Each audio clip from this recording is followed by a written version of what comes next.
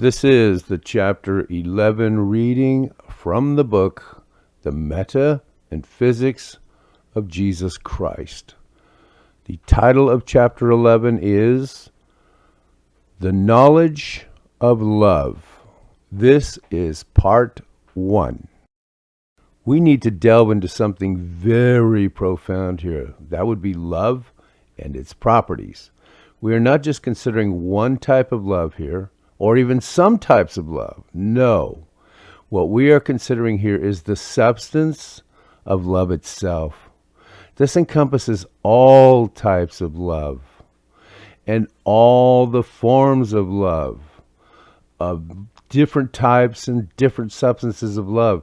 Think of the properties of love, much like you would think of the properties of light. This may seem a bit confusing, but read on and you will see that the last sentence I said makes perfect sense. Love is sort of an unknown thing in the way that we view it. We can say, I love you, and we can feel love for someone in that moment. But please allow me to ask you, does this cover the substance of what love is? Does this extreme experience of the feel of love take us to an understanding of love that is both universal and divine? A love that is both compassion and passion? I think it can. However, I also believe that it is only a slight momentary tapping in to the substance of love. Love is one of those huge foundations to which all things are somehow very connected. It is one of those things that is a huge part of the makeup of the entire universe, much like free will. Divine light and love are merely different descriptions or different aspects of the same thing. To come into real contact with love is to begin to understand the divine nature within us. It is also to begin to understand the divine nature that we are part of. This is also the physics and positively the meta of Jesus Christ. It is also an unseen reality that is more than we know of as real. For us to get an intellectual grip and sense of what love is, in its essence, is akin to trying to explain the reality of God to a total atheist. For the believer, the experience of this is more than ample proof, but for the atheist, however, there is no experience. However, I am more than certain that people with atheistic views can and do feel love and sense love, and this would be the ample proof for them that love is a real substance, even though, and I say this with sarcasm, nothing outside of their tiny arenas of life can possibly be real due to the idea that it can't be measured. Love is one of those things that they give a free pass to.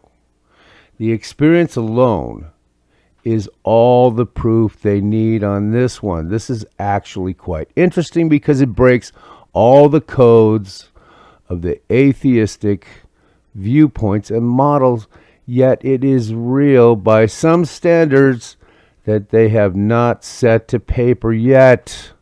I say this as to draw a parallel that can bring us into the observation of the real substance of love. I think that there's a very real and very deep mystery in all of this, and that its types and shadows are everywhere to be seen. After all, love exists on many different levels, all at the same time. And there are so very many aspects of what love actually is. There's a kind of love you have for your spouse and lover, and that includes the act of sexual bonding. There is the love you have for your children, and this is fully emotional as well as intellectual. There's a kind of love you have for your friends, and this is a strong and powerful connection. There's also the kind of love you feel for your that special someone when you first meet them, where you can hardly bear to be apart at all. You will note that we refer to this type of love as in love, as though you have fallen into a pool of liquid substance. We feel one of the strongest pulls possible when this type of love, as in love, has entered our awareness. This is because this type of love is the full experience of the body and the spirit. It influences us in a way like nothing else can. This type of love causes us to merge on levels that we might not fully comprehend. This type of love could be a great catalyst for us to peer into the unseen substance of love. Even the atheist partakes of this kind of love without even giving it a second thought as to what it may teach him or her of the unseen reality. I also believe that if we can get a better understanding of the substance of love, then we can also get a better understanding on the physics of Jesus Christ and why things operate the way that they do. Let's take a look into some scriptures so that we can have something to build on. This should give us a way better indication of what we are trying to get our hands on here.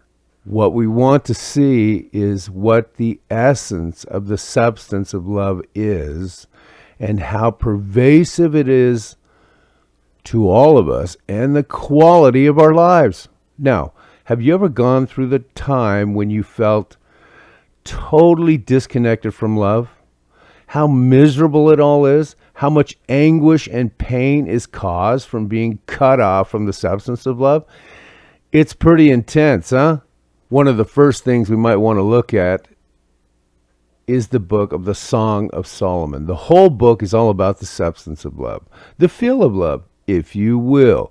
The language is such that we can easily grasp it, living in carnal bodies. I also have to tell you this about what the scripture is delivering, though. He is not merely talking about the beauty he is beholding in the book. He's also talking about another very elusive subject, and that is wisdom itself. We are not going into wisdom, but keep this in mind as a reference for further reading, just in case you want to look at it later. I'm going to put down a few examples of what you want to see, but the whole of the book is just too big for me to write, and you really should read it in its entirety. We will take chapter 4 as one example. Now let me interject here. Before I actually read this, I want you to understand something. These words back in those times, thousands of years ago, this guy, allegedly Solomon, was talking about things that everybody could relate to every single day. It was just part of the way that they were living their lives. Now, it's going to seem kind of foreign to us, but that gives you the flavor of what's going on here. Okay, that's the end of the interjection. Now I'm going to read the scripture. Starting from the 3rd verse. Your lips are like a scarlet ribbon, and your mouth is lovely. Your brow behind your veil is like a slice of pomegranate. Your neck is like the Tower of David, built with rows of stones. On it hang 1,000 shields, all of them shields of warriors. Thy 2 breasts are like 2 young fawns, twins of a gazelle, grazing among the lilies. Until the day breaks and the shadows flee away, I will get me to the mountain of myrrh and to the hills of frankincense. How fair is thy love, my sister, my spouse! How much better is thy love than wine, and the smell of thine ointment than all spices. Jump to chapter 7. How beautiful are thy feet with shoes, O prince's daughter! The joints of thy thighs are like jewels. The work of the hands of a cunning workman. Thy navel is like a round goblet, which wanteth no liquor. Thy belly is like an heap of wheat set about with lilies. Now, this book, the Song of Solomon, talks to us on two levels. One of them is the natural physical level, having to do with lovers, concubines, virgins, and wives. The other level, this level speaks of the level of spirit and the relationship with it. The descriptions are straightforward, and we get a real feel that this experience of the force of love is all quite powerful. This is the king's songs regarding the substance of love.